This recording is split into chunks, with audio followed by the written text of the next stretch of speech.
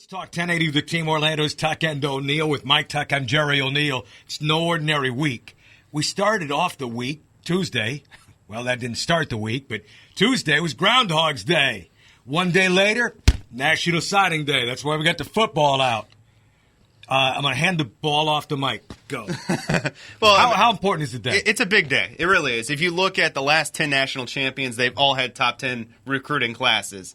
So while it's an imperfect science, It is clearly something that the people that do it know what they're talking about. It's the same thing for the NFL draft. You get more future Hall of Famers out of the first round than you do any other round of the draft. But there are mistakes that are made. There are kids that go under the radar. And, I mean, the reality is you're talking about 17 and 18-year-olds. Yeah. I wasn't physically developed at 17 or 18. I doubt you were. Most people aren't. So while some might be huge and ready to go when they step on campus as freshmen, others still aren't quite ready for that limelight and work their way into it. It is amazing, and I know some who are just fanatical as fans spend so much time from the end of the college football season to this moment, almost as though it directs their life.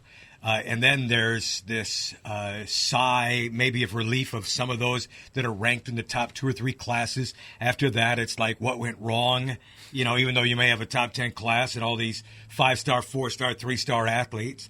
Obviously, the rich get richer when you look at, there's a consensus of the top schools in America, of those top major Power 5 programs. And depending on coaching changes, Michigan now with Jim Harbaugh is back in the hunt for top-level talent. But let's be honest, after that, you got to coach them up. And, as I have had the great pleasure to be a part of the UCF football family for all these years, there are a number of kids that come in. I don't know what their star ranking was, but they're really good athletes. Mm-hmm. And for UCF, we're going to talk with Scott Frost, the new football coach, on Thursday of this week. That's the scheduled plan. Today's Wednesday signing day.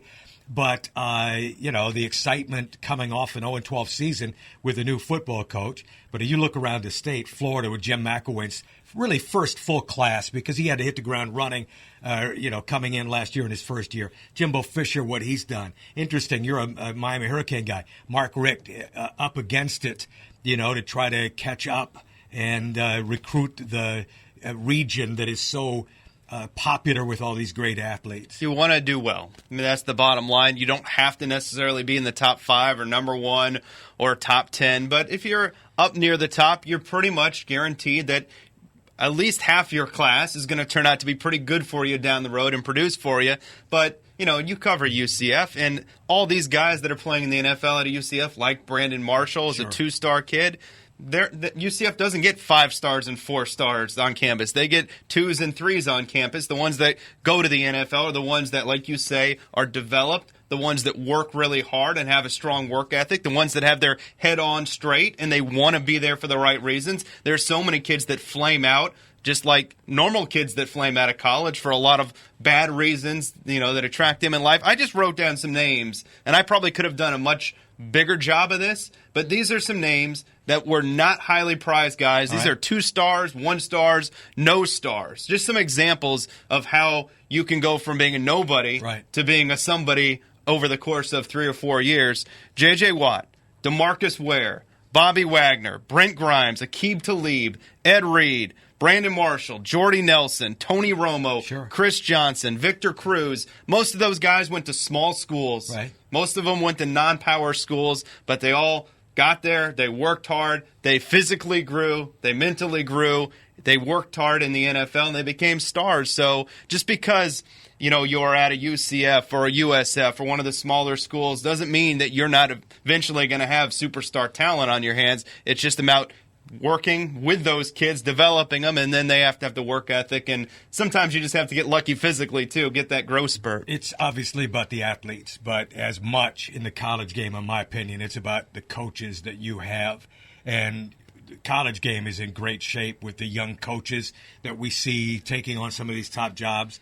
and some of those others who've been entrenched in programs for many, many years. College football, the NFL is a 12-month sport. I don't think there's much doubt about it. But college football extends its season even to beyond. There's maybe a little bit of a down period now, then spring football takes over, and that's not that far down the road.